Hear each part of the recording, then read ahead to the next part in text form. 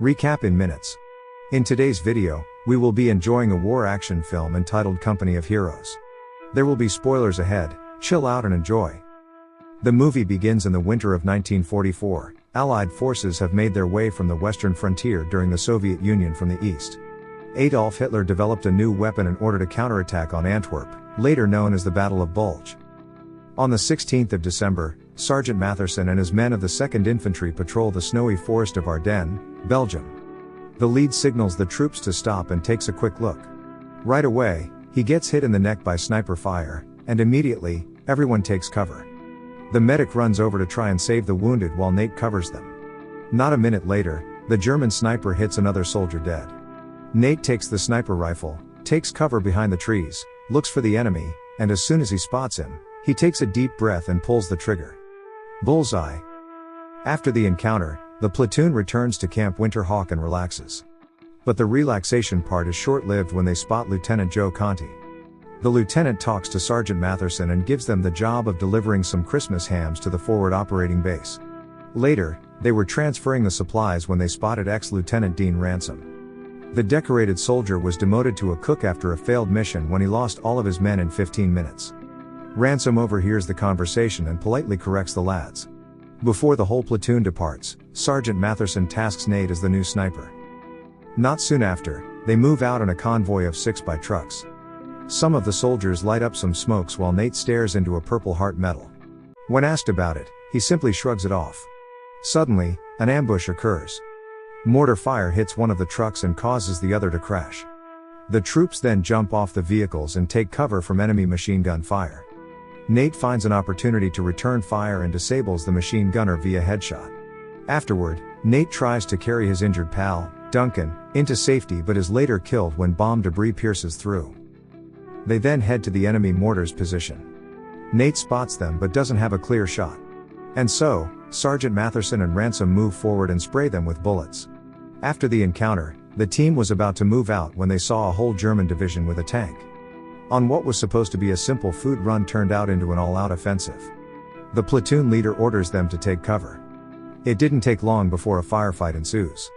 Nate was instructed to grab the bazooka and return fire when met with cannon fire from the Panzer tank. Ransom then joins Nate, and they plan to take on the tank that was stuck in the upward climb. They manage to flank the enemies and destroy the tank to smithereens. But more German tanks and infantry were fast approaching. Outnumbered and outgunned, Sergeant Matherson decides to bail and retreat to the woods. Later, they managed to escape, and when they checked on the map, they figured they were way out behind enemy lines. Then suddenly, a large explosion tears up the skies. Without not much option, they decide to move towards the explosion, thinking that with a blast like that, there has to be some sort of combat. Germans can't be fighting amongst themselves, and they might encounter Allied troops. At the explosion scene in Leiden Field, Germany, Bamir, a Nazi officer, checks the radiation levels.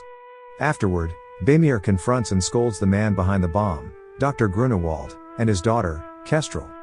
The bomb wasn't doing much damage. Dr. Grunewald explains that it wasn't detonated right since the trigger malfunctioned. Meanwhile, Sergeant Matherson and his men just arrive in time when the doctor and Nazi soldiers leave.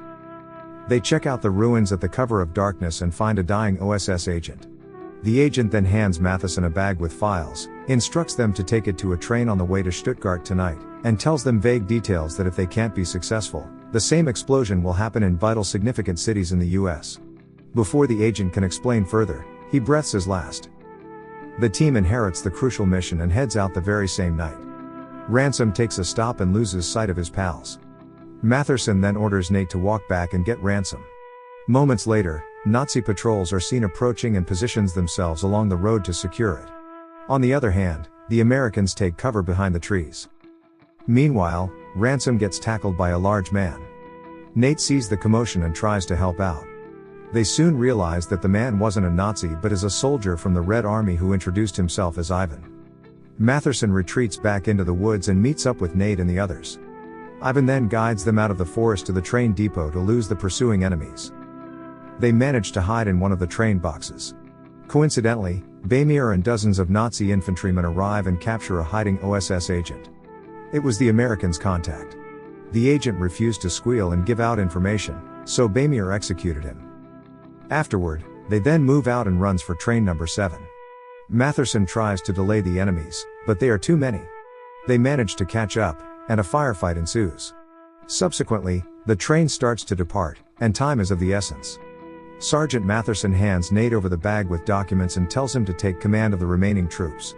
Nate hesitates to leave, but after the sergeant insists, he has no choice. Matherson is martyred moments later. Nate and the others manage to get in one of the train boxes through the roof hatch and meet a mixture of Allied and Soviet POWs. From there, they meet Brent Willoughby, a captured pilot of the British Air Force. Despite being the senior and more experienced soldier, Ransom still asks Nate what to do. Brent gets confused, thinking that they were there to save them. Nate explains the situation and plans, then decides that they'll go through with their mission in Stuttgart. Having little much to do, Brent volunteers to join them. While enjoying the momentary peace in the train, Ransom opens up that he lost 56 good men in a few minutes. It was the reason he got demoted. He was given a tough job which resulted in the massacre. Soon they arrive at Stuttgart. The Germans are lying in wait, and as soon as the train stops, Nazi troops empty their magazine from car to car, killing everyone inside it.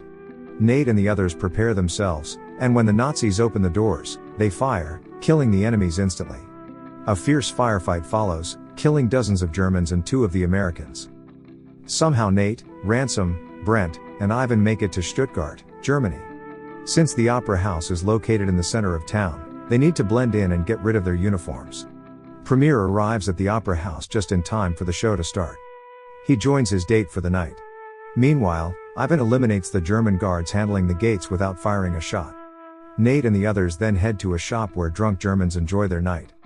Little did the Nazis know that they would go early to sleep that night.